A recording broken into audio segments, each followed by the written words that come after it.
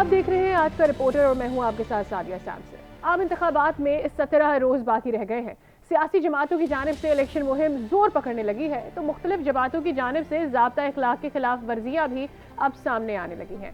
मुल्क के बेशतर हलकों में नामजद उम्मीदवारों की जानिब से तशहीरी मुहिम के दौरान पेनाफ्लेक्स और बिल बोर्ड आवेजा करने का सिलसिला भी जारी है। वहीं दूसरी जानिब इलेक्शन कमीशन की जानिब से कार्रवाइयों के बावजूद बेशतर हलकों में अभी भी वॉल चॉकिंग हो रही है और मामला सिर्फ वॉल चॉकिंग या बिल बोर्ड या होर्डिंग्स तक महदूद नहीं है। कुछ कैंपेन्स के अंदर हमने देखा कि असला भी इस्तेमाल किया गया। चंद एक और इस दौर की खिलाफ वर्जियां जो कि संगीन कहलाई जाती है वो भी सामने आई। लेकिन जब आज न्यूज़ ने राब्ता करने की कोशिश की ईसीपी से और बिलखसूस साबिक सेक्रेटरी ईसीपी यानी कंवर दिलशाद साहब से, तो उन्होंने कहा कि ईसीपी ने खास तौर पर मना कर रखा है कि इस किस्म के किसी भी कंडक्ट के हवाले से या इलेक्शन मुहिम के हवाले से फिल वक्त ईसीपी कोई कमेंट नहीं कर सकता है। अब सवाल ये पैदा होता है कि आखिर इन सारी नौयत की जो चीज़ें सामने आ रही हैं इस पर अगर ईसीपी खुद कमेंट नहीं करेगा तो फिर कौन बताएगा कि खिलाफ वर्जियां जो हो रही है उस पर क्या एक्शन लिया जाएगा और जो एक्शन लिया जा रहा है वो आखिरकार आवाम के सामने किस तौर से आएगा। बहरहाल मुकर्ररा साइज से बड़े पोस्टर्स, पैम्पलेट्स या बैनर्स की इजाज़त तो नहीं है। खिलाफ वर्जी पर कार्रवाई भी की जानी है। इलेक्शन कमीशन के आम इंतखाबात के लिए तमाम सियासी जमातों और आज़ाद उम्मीदवारों के लिए हिदायत सामने आ गई है। पहले ये हिदायत आपको दिखाते हैं इस रिपोर्ट में, फिर बात करेंगे। इलेक्शन कमीशन के हदायतनामे के मुताबिक पोस्टर्स की लंबाई 18 इंच और चौड़ाई 23 इंच से ज्यादा ना हो। हैंडबिल, पंफलेट और किताबचे 9 इंच लंबे और 6 इंच चौड़े हो सकते हैं। बैनर 3 फुट लंबा और 9 फुट से ज्यादा बड़ा नहीं होना चाहिए, जबकि पोर्ट्रेट तस्वीर 2 फुट लंबी और 3 फुट चौड़ी हो सकती है। इलेक्शन कमीशन के मुताबिक हर इश्तिहारी मवाद पर पब्लिशर का नाम और पता लिखना लाजम है, जबकि कुरानी आयात समेत मजहबी मवाद की तबात गैर कानूनी है। इसी तरह होर्डिंग्स, बिलबोर्ड्स, वॉल चॉकिंग और पेनाफ्लेक्स पर मुकम्मल पाबंदी होगी। हदायतनामे के मुताबिक इंतखाबी मुहिम में सरकारी एहलकार की तस्वीर लगाना गैर कानूनी होगा, जबकि खिलाफ वर्जी पर उम्मीदवारों के साथ पब्लिशर के खिलाफ भी कार्रवाई होगी। तो हिदायत क्या जारी की गई है ईसीपी की जानिब से, ये तो आपने जान ली। उधर कराची में मुख्तलिफ सियासी जमातों की जानिब से इलेक्शन कमीशन के इन्हीं अहकामात की मुसलसल खिलाफ वर्जी की जा रही है। कहीं वॉल चॉकिंग नजर आती है, कहीं सियासी नारे तहरीर लिखे हुए होते हैं और बैनर्स और पोस्टर्स के साइज भी मयार के मुताबिक नहीं है। इस पर सफदर अब्बास ने तमाम तर सूरत हाल का कराची में जायजा लिया है। आपको रिपोर्ट दिखाएंगे। आम इंतखाबात करीब आते ही कराची की दीवारें भी बोल पड़ी। इलेक्शन कमीशन की जानिब से पाबंदी के बावजूद शहर में जगह जगह सियासी वॉल चॉकिंग कर दी गई। लियाकताबाद, गुलिमान, नाजवाबाद समेत शहर की मुख्तलिफ दीवारों पर अपनी कारकर्दगी बताई जाने लगी। इलेक्शन कमीशन ने इंतखाबात के लिए हिदायत जारी कर रखी हैं, जिसके मुताबिक वॉल चॉकिंग पर पाबंदी है। इन तमाम तर मामलात पर बात करेंगे। हमारे साथ कराची से हमारे नुमाइंदे शमील अहमद मौजूद हैं और फिर हमें ज्वाइन करेंगे हमारे ब्यूरो चीफ भी तारिक चौधरी, ब्यूरो चीफ इस्लामाबाद हमारे साथ मौजूद होंगे और लाहौर की सूरत हाल भी जानने की कोशिश करेंगे, जिसमें सलीम शेख हमें ज्वाइन करेंगे, ब्यूरो चीफ लाहौर। तो पहले कराची का रुख कर लेते हैं। शमील, ये आगाह कीजिएगा कि हम देख रहे हैं कि मुसलसल कराची, लाहौर या दीगर और शहरों में बल्दियाती जो नुमाइंदे हैं कहीं वो कुछ खिलाफ वर्जियां करते हुए नजर आते हैं, जो सरकारी मशीनरी है उसे इस्तेमाल करते हुए नजर आते हैं, फिर वॉल चॉकिंग के लिए सफदर अब्बास की रिपोर्ट आपने खुद भी देखी होगी। ये बहुत सारे मामला है। ईसीपी कहाँ है सारे मामले में? देखिए, ईसीपी ने ज़ाब्ता इखलाक दिया और उस पर उसने अमल कराना शुरू किया है और इस हवाले से नोटिस भी हुए हैं। लेकिन हम ये देखते हैं कि गुज़श्ता दिनों से हाई कोर्ट ने भी अहकाम जारी किए जो कि बुनियादी तौर पर शहर में कदावर, साइन बोर्ड और होर्डिंग से हवाले से एक दरखास्त थी, जिस पर समाज के दौरान अदालत ने ये कहा कि जो बड़े साइन बोर्ड है और अवामी मुकामात पर लगे हैं जिनको पहले ही हटाने का हुक्म दिया गया था, अगर उस पर बैनर्स मौजूद है तो उनको हटाया जाए, जो कि पहले ही खिलाफ ज़ाब्ता है। लेकिन हम ये देखते हैं कि ये ऑर्डर होने के बाद और इलेक्शन कमीशन के ज़ाब्ता इखलाक जारी होने के बाद जो सूरत हाल थी वो थोड़ी सी बेहतर होना इस हवाले से शुरू हुई कि जो ज़ाब्ता इखलाक से हट के बैनर लगाए जा रहे थे, होर्डिंग लगाए जा रहे थे, उनको हटाए जाने का सिलसिला जो है वो शुरू हो गया है। लेकिन हम ये देखते हैं दीवारों पर जो चॉकिंग की गई थी वो जो मौजूद है और उसमें जैसे जैसे वक्त गुजरता जा रहा है उसमें तेजी आती जा रही है। लेकिन जहाँ तक बिल बोर्ड और होर्डिंग्स की बात थी, हम ये देखते हैं कि अदालती अहकामात के बाद और इलेक्शन कमीशन के ज़ाब्ता इखलाक के बाद जो उन्होंने नोटिस जारी करना शुरू किए थे उसके बाद उसमें खासी कमी आई है। लेकिन जिस तरह आपने भी तस्करा किया और सफदर अब्बास की रिपोर्ट में था कि जो वॉल चॉकिंग है वो ताहाल मौजूद है, जिस पर पाबंदी है। जी ठीक है सलीम, हमारे साथ ही मौजूद रहेगा, दीगर साथियों को भी प्रोग्राम में शामिल करते हैं। आपसे जानना चाहेंगे कि कौन से इलाके जहां कार्रवाइयां की गई हैं, लेकिन फिलवक्त हमें ज्वाइन किया है ब्यूरो चीफ इस्लामाबाद तारिक चौधरी और सलीम शेख ने लाहौर से सूरत हाल जान लेते हैं लाहौर के ब्यूरो चीफ से भी। लाहौर में क्या सूरत हाल सलीम नजर आती है? यकीनी तौर पर हर बार ही जब इलेक्शन होते हैं इस तरह की खिलाफ वर्जियां नजर आती हैं। आमतौर पर चंद खिलाफ वर्जियों को नजरअंदाज भी कर दिया जाता है क्योंकि इसको रूटीन भी समझा जाता है, लेकिन चंद एक वाकयात ऐसे भी हैं जिनको संगीन भी कहा जाएगा।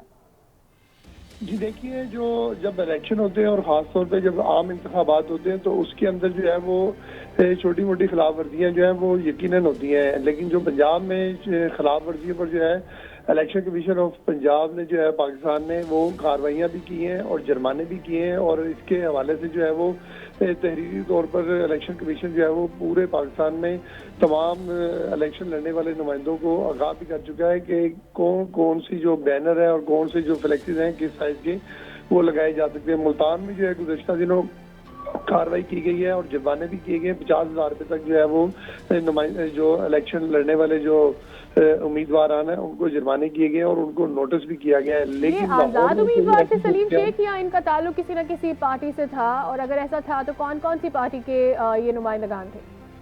देखिए, जो ज्यादातर जो है वो आज़ाद हैं और उसमें मुस्लिम लीग नून के भी शामिल हैं और दीगर पार्टियों के लोग भी शामिल हैं, लेकिन इलेक्शन कमीशन का ये कहना है कि किसी के खिलाफ भी अगर कोई कार्रवाई की जाएगी तो वो कानून और आइन के मुताबिक की जाएगी। उसमें किसी किस्म की जो है वो तफरीक नहीं की जाएगी कि एक पार्टी के उम्मीदवार के खिलाफ जो है वो कोई कार्रवाई ना की जाए और दूसरे के खिलाफ जो है वो कार्रवाई कर दी जाए। लेकिन लाहौर में हमने देखा है कि लाहौर में ऐसे अभी वो उस तरह के बड़े बड़े फ्लैक्सेस और बैनर फ्लैक्स जो है वो अभी नजर नहीं आ रहे, लेकिन जैसे ही अगर कोई नजर आए तो इलेक्शन कमीशन हुकाम से हमारी बात हुई थी तो उनका कहना था कि यहाँ पर भी या दिगर सूबे के जो शहर हैं वहाँ पर भी अगर कोई होगी कार्रवाई और हमारे नोटिस में आएगा तो उनके खिलाफ कार्रवाई की जाएगी। और सूरत हाल ये पूरे पंजाब में इसी तरह है। और अब जो मुल्तान में कार्रवाई हुई है उसके बाद जो है वो उम्मीदवारों ने भी जो है वो देखा है कि अब इलेक्शन कमीशन जो है वो कार्रवाइयाँ कर रहा है और फिर जो बड़े बड़े बिल बोर्ड और फ्लैक्सेस लगाए जाते हैं उनको उतार भी दिया जाता है। इस वजह से भी जो है वो उम्मीदवार जो है वो इस किस्म की खिलाफ वर्जियों से थोड़ा सा इज्तनाब बरत रहे हैं। जी ठीक है, हमारे साथ ही मौजूद रहेगा तारिक चौधरी। आमतौर पर इस्लामाबाद में जिस तौर से सारे मामलात को सीरियसली देखा जाता है, उम्मीद यही की जाती है कि वहाँ इस तौर की खिलाफ वर्जियाँ नहीं नजर आएंगी, लेकिन फिर भी इस वक्त इस्लामाबाद में क्या सूरत हाल है, पहले तो ये बता दीजिए। सिटी में मौजूद नहीं होती, वहाँ पर अभी तक हमने देखा है कि जो मुकर्रर साइज जो स्पेसिफिक इलेक्शन कमीशन ने उसकी दी है, उसकी स्पेसिमेन दिया है, उसके मुताबिक ही जो फ्लैक्स हैं वो इसकी सड़कों पर नजर आते हैं। जहाँ तक पिंडी का ताल्लुक है वहाँ पर भी अभी तक कोई बड़ी वायलेशन जो ऐसी रिपोर्ट हुई है नहीं देखी। जो बड़े बड़े होर्डिंग्स हैं और बड़े बड़े बैनर्स हैं वो इस बार नजर नहीं आते। जो वॉल हैंगिंग्स हैं या जो छोटे पैनाफ्लेक्स हैं जो खंभों पर या दीगर जगहों पर लटके होते हैं मुख्तलिफ सियासी जमातों की जानब से भी और आज़ाद की जानब से भी वो नजर आते हैं। अभी आज की तारीख तक हमें कोई बड़ा इस तरह का नजर नहीं आया। इलेक्शन कमीशन का जहाँ तक ताल्लुक है तो वो अपने ज़ाब्ता अखलाक की मुसलसल तशहीर भी कर रहा है और साथ साथ उसको अपडेट भी कर रहा है। मतलब जैसे आज उन्होंने कुछ और नई चीज़ें शामिल की हैं। मतलब जो सियासी जमातों को कहा है कि उन्होंने 6 तारीख की शाम को अपने इंतखाबी मुहिम को हर हाल में ख़त्म करना है।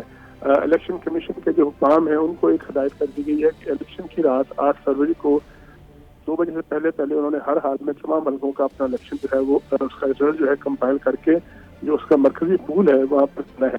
इसी तरह अगर कहीं से शिकायत रिपोर्ट होती है तो मरकजी इलेक्शन ऑफिस है, वहाँ सेल भी बने हुए हैं, वहाँ मीडिया कोऑर्डिनेटर भी बैठे हुए हैं, वो शिकायत के अजाले के लिए फौरी तौर पर कार्रवाई करते हैं। मतलब मिसाल दूंगा मैं कि कुछ रोज पहले कौमी असम्बली की 2 सीटों पर अचानक इलेक्शन मुलतवी हो गया। एक उम्मीदवार जो कि दोनों हल्कों में आजाद उम्मीदवार था वो फौत हो गया, लेकिन बाद में पता चला कि वहाँ कोई जालसाजी हुई है, वो फौत हुए 2 जनवरी को और सर्टिफिकेट उनका जमा कराया गया 15 जनवरी को।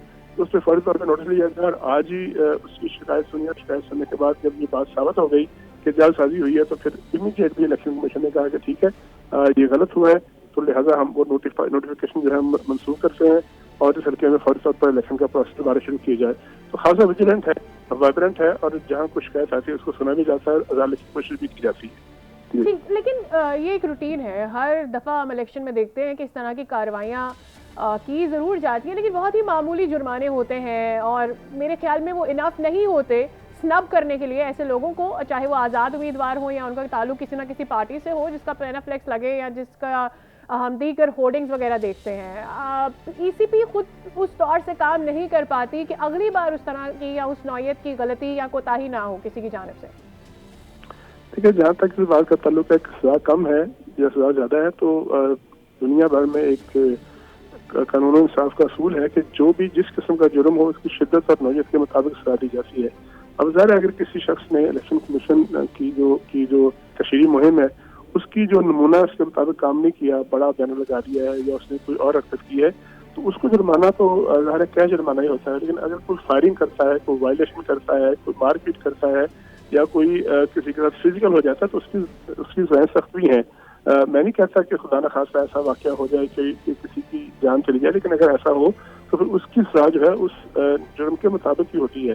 तो मेरा ये ख्याल है कि जो सवाल आप गालबन ये कहना चाह रही हैं कि सजाएं सख्त होनी चाहिए, तो यकीनी तौर पर इलेक्शन कमीशन को हर इलेक्शन से पहले अपडेट करना चाहिए और ज़माने के हालात के मुताबिक, सर्कमस्टेंसेस के मुताबिक उनको मॉडिफाई भी करना चाहिए। और अगर सवेर किस्म के जराइम होते रहे माजी में तो उनकी सजाएं भी सवेर होनी चाहिए। ठीक है। अच्छा, कई जगह ऐसी हैं जहां कैंडिडेट्स को पैसे देने के भी हमने देखा, कैंडिडेट की जानिब से पैसे दिए जा रहे हैं लोगों को, इस तरह के वाकयात भी शामिल हैं। फिर शमील आपकी जानिब आ जाते हैं, अंदरून सिंध में तो देखा यह जा रहा है कि जो बल्दियाती नुमाइंदे हैं वो कैंडिडेट्स के लिए कैंपेनिंग कर रहे हैं। बड़ी क्लैरिटी के साथ ये चीज़ें नज़र आ रही हैं। चंद एक कोऑर्डिनेटर्स हैं पार्टी के, उनको ज़दकोब भी किया गया है, हिरासा किया गया है। तो इस तरह की जो रिपोर्ट हुई है खबरें, उन पर क्या एक्शन है ईसीपी का? देखिए, इलेक्शन कमीशन के पास जो शिकायत मौसूल हो रही है उसके बारे में इलेक्शन कमीशन का कहना है कि हम बाकायदगी से इस हवाले से नोटिस कर रहे हैं और जो भी वायलेशन कर रहा है इस हवाले से उनसे जवाब तलबी की जा रही है। लेकिन जो आपने जिस तरह तवज्जो दिलाई वो बिल्कुल ऑफिसर दुरुस्त है कि इस किस्म की सूरत हाल न सिर्फ अंदरून सिंध बल्कि कराची शहर में भी नजर आती है, जहाँ ये शिकायत सामने आ रही है कि शायद बल्दियाती नुमाइंदों के बारे में कहा जा रहा है कि वो मुहिम चला रहे हैं अपने पार्टी के जो उनके उम्मीदवार है। इस हवाले से सियासी जमातों ने अपने खदशात का इजहार किया है और इलेक्शन कमीशन से भी रुजू किया। एमक्यूएम को इस पर रिजर्वेशन भी है, वो बारहा इसका इजहार भी कर रहे हैं। जी बिल्कुल, मैं उसी का तस्करा कर रहा था कि सियासी जमातों ने इसके ऊपर नोटिस लिया और इलेक्शन कमीशन से भी रब्ता किया। एमक्यूएम ने बाकायदा इस सिलसिले में प्रेस कॉन्फ्रेंस भी की है।